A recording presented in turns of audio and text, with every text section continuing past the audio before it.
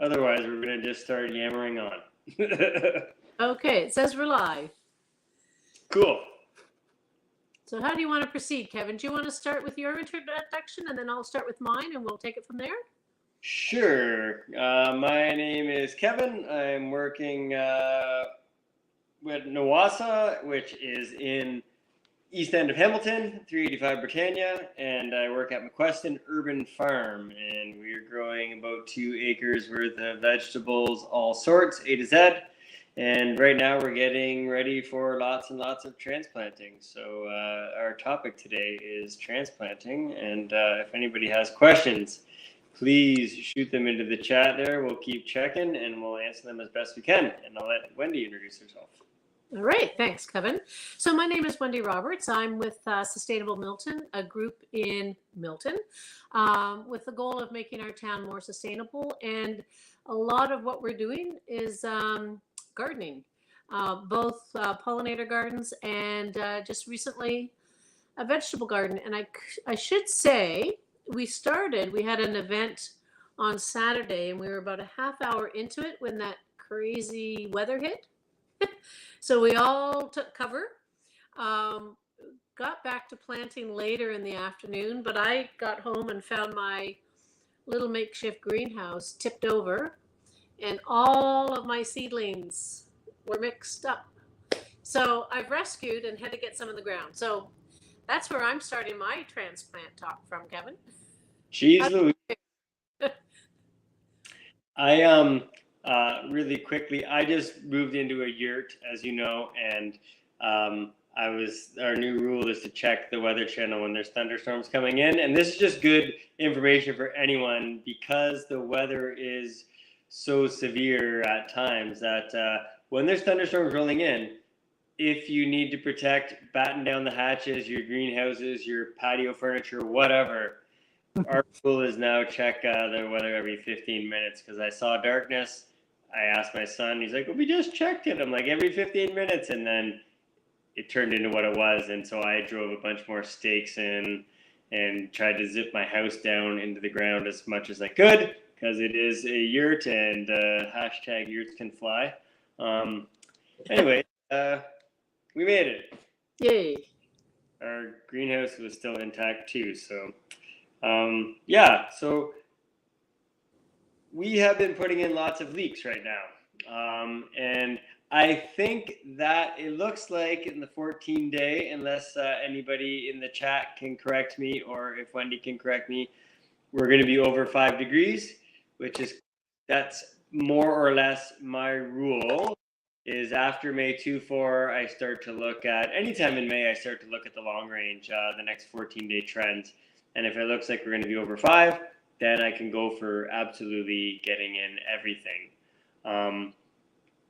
I'll just say that the planting temperatures, the soil temperature must be about 15 Celsius for putting in your cucumbers, your beans, your squash, watermelons, that kind of thing. So if you're direct seeding those kinds of things, you might want to wait. I generally wait till June 1st, and then I know that 1, the frost risk is totally gone, and 2, the ground will be warm enough so those things can germinate.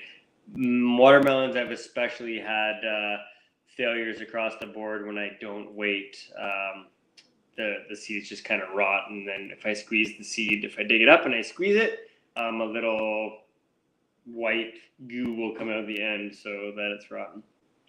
But so transplanting in general, we've been doing leeks. I'll just talk about leeks real quick.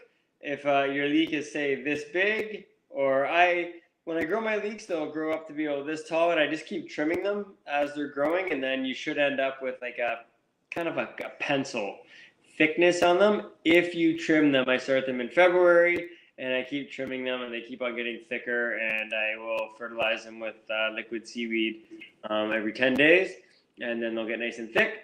And I will stick what would it be, like a dibbler, like something that's I use a pitchfork and we move it back and forth and this way, and then I will sink the leek as deep as I possibly can.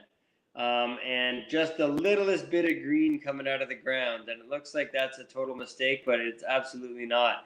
And I don't really cinch it in either, like make the soil super tight around it. I just kind of throw it in there and maybe scoop whatever loose soil is around into the hole, but I don't pack it in. And then because I sunk it this deep, there's moisture there. And so those are leeks, and that will give you a white shank. Wherever the leek is buried, that will give you white, and then leeks you hill over the course of the season. So that's the one real, along with tomatoes and ground cherries, those are the only ones that I will bury. Do you bury any other ones, Wendy? No, just I've just started last year burying the tomatoes. Yeah. Just learned about that for the first time, and my tomatoes last year did very well after doing that. But it's interesting, Kevin, because I've not grown leeks before. I've started from seed this year inside, but I took a trip down to the one of the community gardens in Milton, and I would say 50% or more of their raised beds had leeks, and they were quite tall, most of them. So I don't know if they've followed the same procedure that you follow or not. Yeah, I mean, if you got them in, I will put them in as early as I can. They do take frost, so them and onions I'll put in really early. Generally, the first week of May, I try to, or the last week of April even, I'll get them in, depending on, it's going to be crazy cold, but because you sink them down that deep, they're not really at risk of the frost. And they'll take the frost anyways, because, I mean, I'll brush snow off of leeks in the fall. You know, they're pretty good that way. Yeah, but generally, I used to just put them, I never sunk them like that when I first started farming, and then that was just a trick to guarantee you more white shank, which is more of the usable part of the leek. So, yeah, and they do just fine that way. So, yeah, like onions, leeks, your allium family you can get in beginning of May without having to worry too much about the frost. Parsley generally does pretty good. All your brassica family will do okay. They don't want to be frosted. Like, you can try and protect them. A general rule, like we said last week, is that don't plant more than you can protect. Sometimes it will mess with the bud formation if they get a heavy frost on them or a couple. So I generally try to protect them anyways. But yeah, so right now I would say hands down you can go for pretty much all your brassicas, which is your cauliflower, broccoli, cabbage, pak choys, bok choys, arugulas, kales, all that stuff you can get out now. You might want to hold off a little bit. I'm probably going to start putting my tomatoes out this week because it's looking like we're going to be above 5.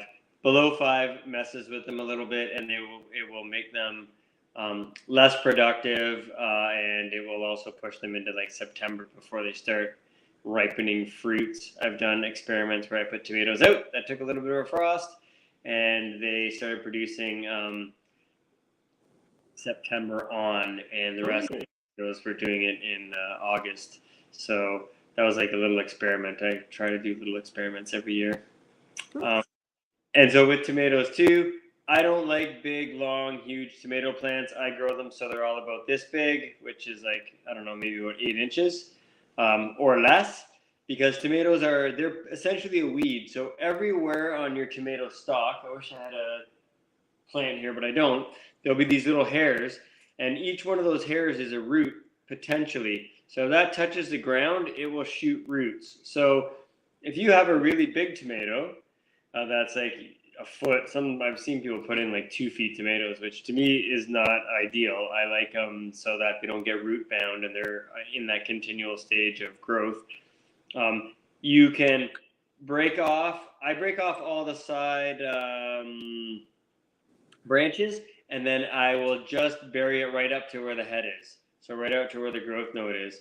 And if you have like a 1 foot or 2 foot plant, you can actually lay it down sideways and bury it sideways and just keep that growth node coming out. You just got to remember if it's laying down sideways that you're not hoeing really deep beside the plant to nick that stalk that you've buried. But by doing that everywhere along that stalk. So if you've got this much stalk buried sideways or this way, that's just going to shoot tons of roots out. So it's going to be a lot stronger of a plant and have a lot more capacity for sucking in nutrients and water and all those kinds of things. Ground cherries are another one you can go a little deeper on, and tomatillos is another one. Otherwise, if you're putting out Brussels sprouts now or your broccoli and kale, you could go 1 inch below where the collar is, below where the seedling is coming out of the soil in its seed pack. But I generally just plant it exactly where the collar is. I know Brussels sprouts in most books, it will say you can do like 1 inch. But I don't know if you need to. That's the thing. So if you don't need to, I don't. Go ahead. Well, two things. One is I'm on an iPad, so I'm not able to check the chat. But at some point, I'm curious because this is the first time I've really tried eggplant and artichoke. So I don't know if you're able to speak to when best to transplant. I've got little seedlings. Well, I guess about 3 inches. What about those ones? Eggplants and artichokes? Yeah, artichokes also, amazingly, this kind of blew my mind, but I put a bunch in a few years back. They don't produce crazy. Like, those are ones you should start in February as well and get them the biggest head start you can. And possibly, if you really wanted to be a super nerd just because you like growing vegetables, put a little hoop house over it and some plastic so you got like a mini greenhouse so you can get it earlier in May. Because if you want to have a productive artichoke, you really got to start them early. The crazy thing that blew my mind was that it took a massive frost and still kept going. So it took as hard a frost as anything, and everything else was dead. And there were the artichokes just doing totally fine, which is bizarre because I always associate them with the Mediterranean kind of thing, but they can take it. I think they want to get in early, and like every crop, 1 to 2 inches of water a week. I'm getting big into fertile gating, which fertile gate just means to irrigate with fertility. So if I'm doing drip lines or any kind of drip system, or just in my watering can, I will put some fish emulsion. I don't really use a fish emulsion, but I'm just going to say things that people can use. Fish emulsion, fish hydroxylate, liquid seaweeds, any of those organic fertilizers that have water-soluble nutrients ready to get into the plant. I'll put that in my watering can, and every 10 days I will feed plants that way. Otherwise, 1 to 2 inches of water is definitely a good idea. With eggplants and tomatoes and cucumbers and peppers, one thing I've learned with the Solanaceae family, the nightshade family, which is the peppers, the eggplants, and the tomatoes, is that you can manipulate those plants. So you can break off the branches to not allow new growth, so you can just have 1 leader. You can do the same with peppers and eggplants too. I don't recommend it. That's what they do in the greenhouses. They have like long vines because peppers were traditionally vining plants that went up the trees and stuff in the rainforest. That's where they originally come from. And the greenhouse varieties are like that. But when we make them, if it's got like 2, 4, that's 6 branches, I nip off the top growth bud.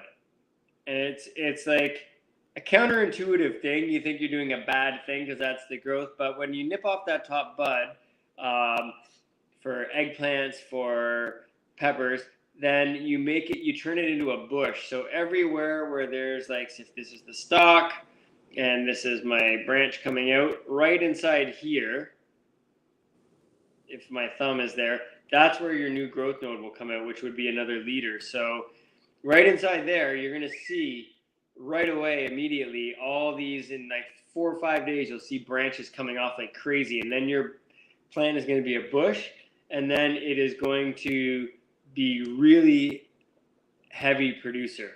So The other thing when you make a bush like that with the eggplants or the peppers is that you don't have to stake it, because oftentimes when you're growing those plants, they just grow really tall and then they're susceptible to wind. So I have staked them sometimes. I generally don't care too much. If I'm a farmer too, so I'm growing larger scale, so it's easier to stake a few plants in your backyard garden, and by all means do that. But when you make it into a bush, there's less need for staking because it's growing out, and you can still stake it. A little extra support for your plants never hurt.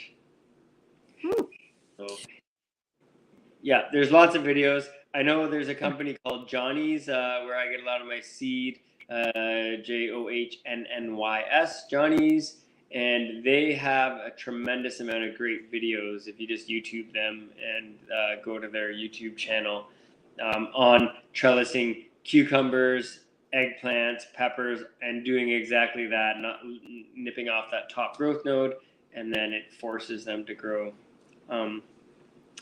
Before I get too off topic and rambly, getting back to the transplanting part. So one thing that I have done for like the last 15 years or so, I have a tree planting shovel, which is about 18 inches. It's a big long one and it's really skinny, and I call it a tree planting shovel because trees usually have a long taproot, and so you want to stick that in and move it back and forth and get your taproot down deep. I do that with all my vegetables. It definitely takes me way longer, and I am doing a different scale. Like I'm not doing things where I'm bringing in 10, 20,000 pounds of stuff. Well, sometimes I am. That's not true, but when I put my transplants in, I will jump on a shovel, whether it be the tree planting shovel or a normal shovel or a pitchfork, and I will loosen the soil. And I'm farming in harder clay, and I know that a lot of folks probably have that because the way we make our subdivisions is to take off all the topsoil, and then we leave this hard clay, and then the companies bag all that up, and then they sell that topsoil back to you and put it right back. It's a crazy trees. Anyways, I'm not going to go into that. But loosen the soil with a pitchfork or a long tree planting shovel, or the deepest shovel you have. And just wiggle it back and forth. I don't like to break up the soil too much. I try to do as much no-till as I can. And then you're giving the roots an immediate space for them to colonize and get down there in. And then they're going to get down so low that they'll always have moisture a little bit. And I'll also put a shot of compost. Vermicompost is really amazing stuff. I know they sell bags of sheep compost, and it should be compost, not manure. If it's manure, then the rule is 120 days. So if you put manure in your field today, then you have to wait 120 days before you're going to eat from it for all the pathogens and stuff in the ground to digest all the bad stuff and make it good. So make sure you're using compost, and just mix in a good handful or two. If you had a shovelful, you could go for a shovelful. The risk is if you put a big shovel in, if you have too much nitrogen in your soil, it causes plants to go foliar. Foliar meaning putting on lots of leaves, and then it won't produce any flowers. It'll just grow into a big bushy plant without putting on fruits. So that's I would just put two generous handfuls of compost in, and then you can side dress as you go along in the season and throw a little bit more compost around the base of the plant and just incorporate it in, a couple inches into the soil underneath it, and then water. That's a good way to keep your plants going. So yeah, shovel, pitchfork, loosen the soil, get it nice and deep, incorporate a little bit of compost in, and then you can put your whatever your transplant going in. I know a lot of the greens, like leafy greens that you're going to eat, like for salad and stuff like that, baby greens, you shouldn't put a lot of nitrogen in that soil. They're more light feeders, so you can definitely do less on the compost front there. I've heard of children getting sick if there's too much nitrogen in leafy green patches and they eat salad. So that's something to err on the side of caution for. Kevin, what about because I started and I actually transplanted. We have a native seed garden at the Italian Cultural Center, and we have our prairie smoke has done really well. And so today I took out 2 plants of prairie smoke and one 2.5 foot hyssop, and put them in the garden, a pollinator garden at Grandmother's Voice. But I used my, you put the banana peels in water and you let it soak for a while. Do you recommend mixing that with something else or just using it directly?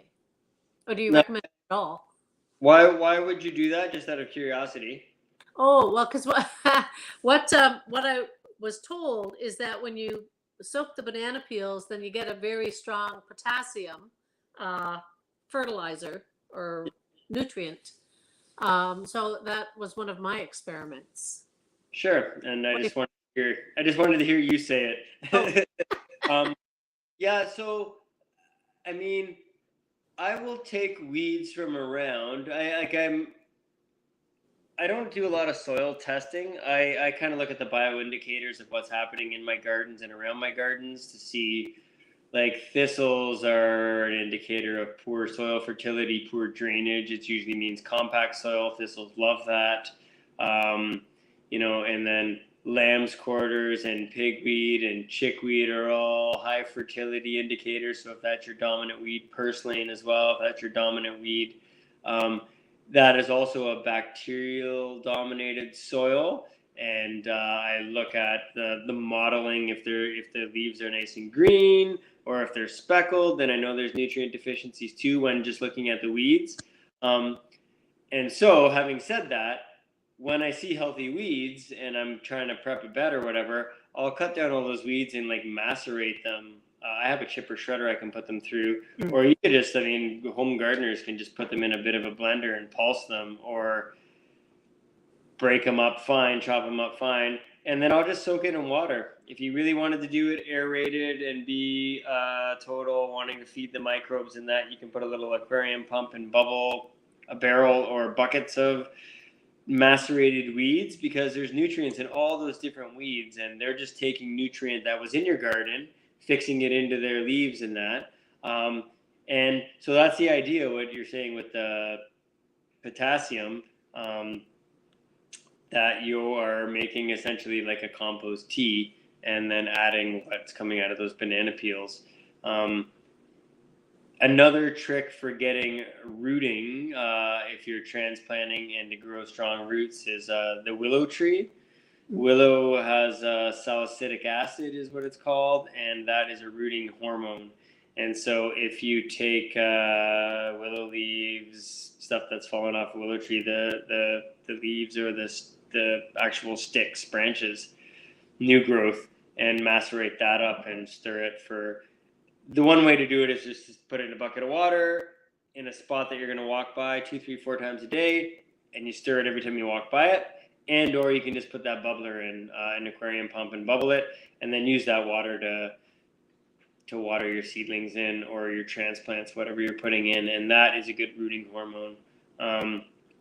You could also just dig a shovel of soil from a forest, and then that's another good thing. And you can put it in a sack that will allow, like a tea bag. So I just use grain sacks that are the woven poly, and I'll put that into a barrel or bucket and bubble it as well. Some simple sugar, some molasses or something is also a good idea, because that's going to feed any of the microbes that are coming out of that forest soil. And or you can just macerate whatever healthy looking weeds that don't have mottling on the leaves and discoloration and stuff, and they're just nice and green. Those are all great things to do. And there's going to be some things that it's an experiment that way. Like I generally, because I'm farming, I would just do like the first 10 plants. So that's a rule. 10 plants in that 100, 200, 400 foot row. And I'll water them with these weeds and see what happens. Or if there's a new weed I don't know, I'll just macerate it, and you can just try that kind of thing and see how things grow. But yeah, generally that's just a way of nutrient transfer. So with the willow, does that give more of an acidic uh, compost? Because, and I'll tell you why. Because I'm again with the community garden at the Italian Cultural Center. I've gotten some blueberry plants, but I haven't tested the soil yet, and I understand they need a bit more acidic. So, and I've heard in the past it would be like a pine or cedar, but would willow work? Ooh, I don't know. That's a good question. I have not tested the pH on willow, but I just know it to be a rooting hormone. Another thing I do this time of year, and this is a really good idea, and pretty much nobody else will tell you this.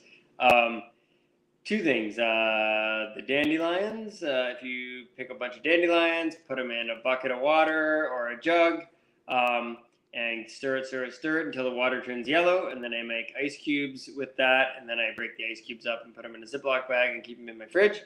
And you can do the same thing with your sunflowers when they open up and they got all that pollen.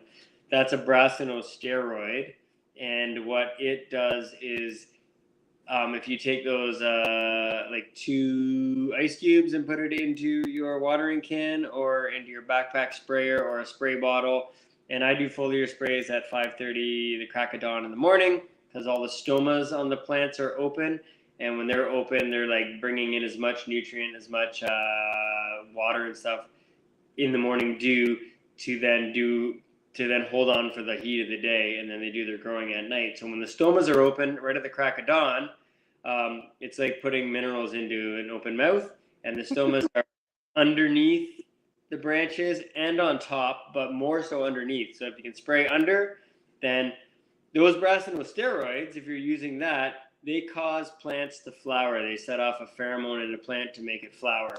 And so that is a trick when I was talking about if you put a big shovel full of compost and it's way too much for your broccoli plant, and your broccoli plant's just going total foliar, and it's just growing big and green and not putting on its little bud when it's time for a broccoli, you can spray it with those brassinosteroids, and it'll cause it to flower in 2 days. Same with beans, same with any flowering plant. So a flowering plant being cucumbers, zucchini, tomatoes, peppers, any of those plants. And I've never seen anybody over compost a tomato plant and it not put on flowers, but I have seen it with peppers, I have seen it with eggplants, I have seen it with other ones. Also, if your cucumbers are just looking sad and they're going yellow or something, you can give it that brassinosteroid, and it will, one, help it green up, and two, it'll set flowers, so then all will not be lost, and you'll at least get one flush or one harvest out of it. So I don't know if I veered off from your question back then, or was your question just about the pH of the... Well, yeah, pH. And have you grown blueberries? Oh, the acidity, yeah. Yeah, I did start some. I never stayed at it. Yeah, pine needles is kind of what is the general way to acidify soil. So yeah, do it the year before, put a lot of pine needles down, work it in, and then yeah, keep that acidity in that soil. Okay. Well, when you were talking about, like mulching up the weeds, because I know with Terry Lynn with the Mohawk Seed Keepers, she uses the chop and drop method. When you pull the weeds, what she had us do was chop them up and spread them around. They were kind of hard to chop at times, but just to keep the soil going. Yeah, I mean, so I've gotten more and more into the no-till and putting plastic down. So silage tarp, it's white on one side, black on the other. I put the black side up. And lo and behold, in a 40-degree heat wave, when I pulled the tarp up, there was still moisture. There was still millipedes and earthworms and everything going up at the top. I thought they'd cook and die or not be there, but they totally were. And so if I have this much weed growth or whatever in a plot, I'll throw a tarp down on it. I'll leave it for 2 weeks, and it takes the color out of it, and then you can work that in. But what I was going to say is if I have a crop that's like a lot of growth, I'll get a mower, preferably a mulching lawnmower, walk behind. Or you can just use, if you got a tractor, use a bush hog or whatever. You can just use a weed trimmer. And yeah, like Terry then said, the more you can chop it up, which is why the mulching. So if it's this big and you have a weed trimmer, trying to like zing, zing, zing, zing, zing, and 5 times, and then if you can cover that with a lot of hay or straw or whatever, and or a plastic tarp mulch, then all that green matter that's laying on top of your soil, the worms are going to come up and eat it and take it down, and eat it and take it down, and they will do the job, the work. So generally 2 weeks later, that bed should more or less be ready to plant. You could incorporate it in. I only try to till just that much if I can get away with it. And then I do have a broad fork, which is 18-inch tines. There's about 5 of them. You jump on it and you rock it back and forth and you pop the soil, kind of like what they do at the soccer fields when they aerate and they have those things that just take plugs.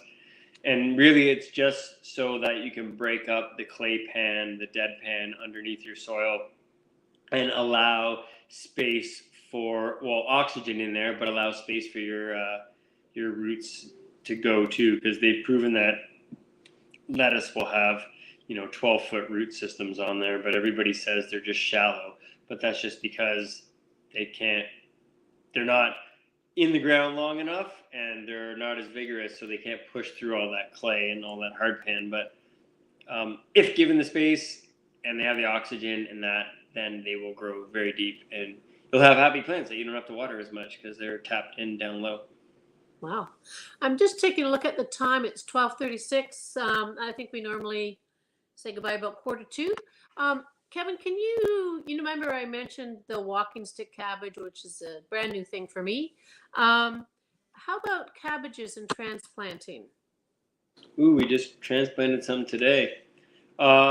With cabbage, you can go, the tighter you go on a cabbage, the smaller your head will be. So, I mean, I wouldn't go below 12 inches. I think I've heard people doing 8 inches, but 12 inches will give you, and this is more for farmers, but because I guess not. If you want a 2 to 3 pound head, the closer you go with your cabbage, the smaller the cabbage is going to be.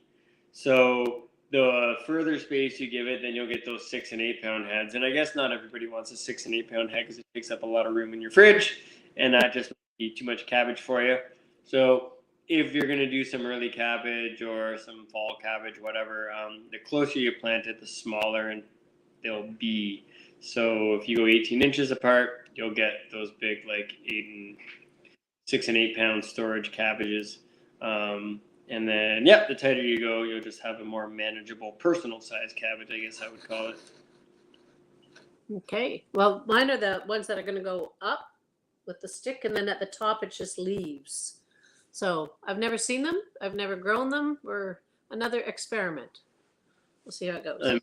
I'm interested in seeing and hearing how that goes. Yeah. Take pictures. I'll try. Yes. Cool. Yeah, and if anybody has any more questions, I don't know how many people. There's nothing in the chat there. If anyone's listening, if everybody's listening, but you can always email me at McQuestion Farm for any questions or queries like that. I'm happy to answer. That's kind of transplanting 1A1. Try to make compost teas if you have an old aquarium pump. Mess around with macerating weeds that are healthy. Stinging nettle is really good, and comfrey. Those are 2 dynamic accumulators, meaning they take up all the minerals in the soil. Not a lot of plants out there that do that. Those are 2 of them. And macerate those foliar sprays or water the base of your plant with them, and they're really good and rich in nutrients. So those are 2 other good weeds, and I try to establish them around my yards, in the forest, on the tree edges, the stinging nettle and the comfrey, and they'll just keep coming back. You'll get like 2 to 4 cuts. You can get 3 or 4 cuts dependably off of the comfrey, and you'll get 2 to 3 on the stinging nettle as well.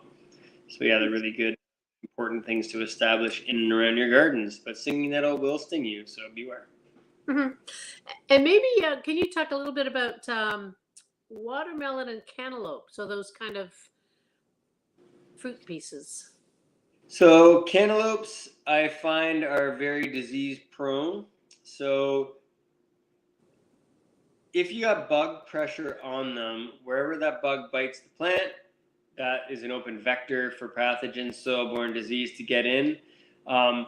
Generally, if you are seeing bugs and they're biting, like if the plant's healthy, then you don't necessarily have to worry so much. It's when there's rain, and when rain hits the soil and bounces, that's when it gets into those spots. So a few things you can do to avoid disease is a 3% hydroxide solution, hydrogen peroxide. If you put that into a foliar spray before the rains, it acts like a biofilm. It's kind of like a Band-Aid. Or you can just do compost teas if that fits into your schedule. If you're doing every 10 days a compost tea, foliar spray, or whatever, spray the plant, and then that will go over that like cut, and it acts like a Band-Aid, a biofilm, and it'll protect it. When the rain comes, it washes it off, and then you could go back in after the rain and spray a 3% hydrogen peroxide solution if you just sprayed compost tea a few days before or something like that. So the hydrogen peroxide solution is the way to kind of make a Band-Aid. The best is if you can just eliminate those pests. With the cucumber beetles, I will go around and squish them. They have 6 cycles throughout the season. They will destroy your cucurbits, your cucumbers, your melons, and your watermelons. I will go on my hands and knees and kill the first 2 generations. And I'll do that 3 times. I'll do it right in the morning, and then right before bed, or dusk and dawn.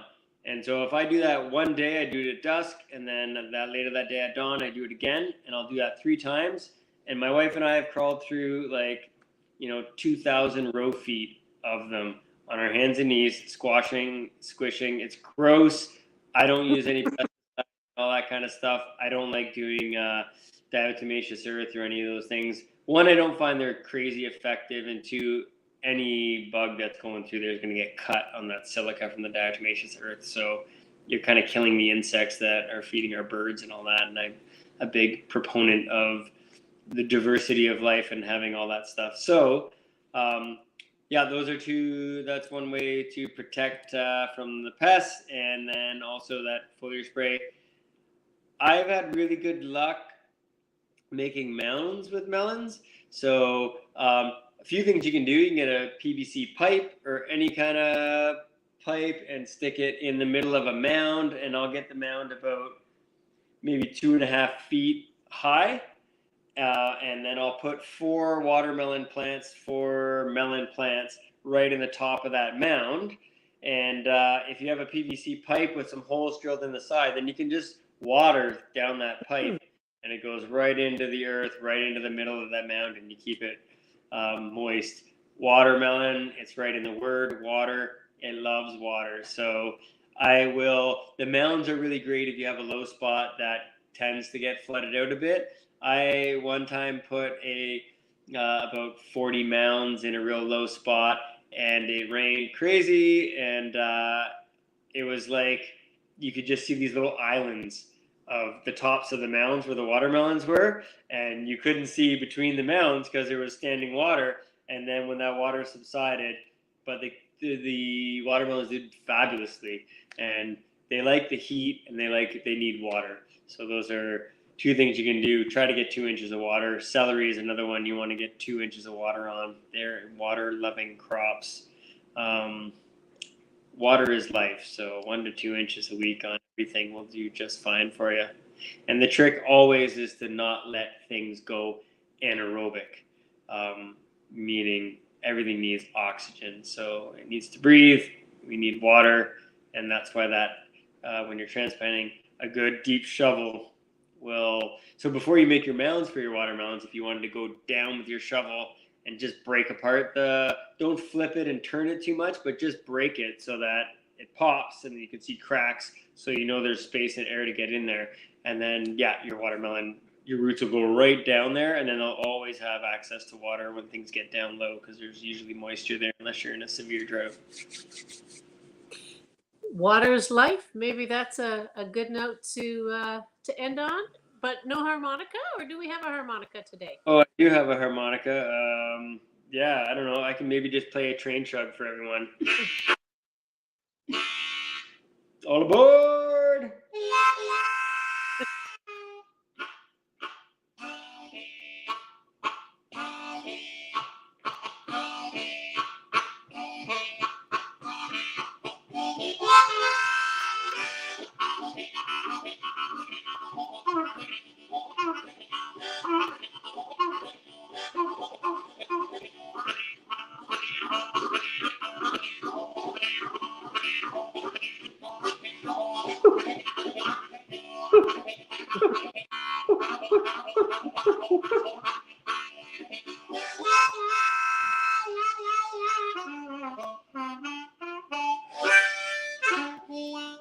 Something like that. Last Christian McQuestion. All right. Well, we'll see you next week. Thanks so much. Thanks, Bye now. everybody.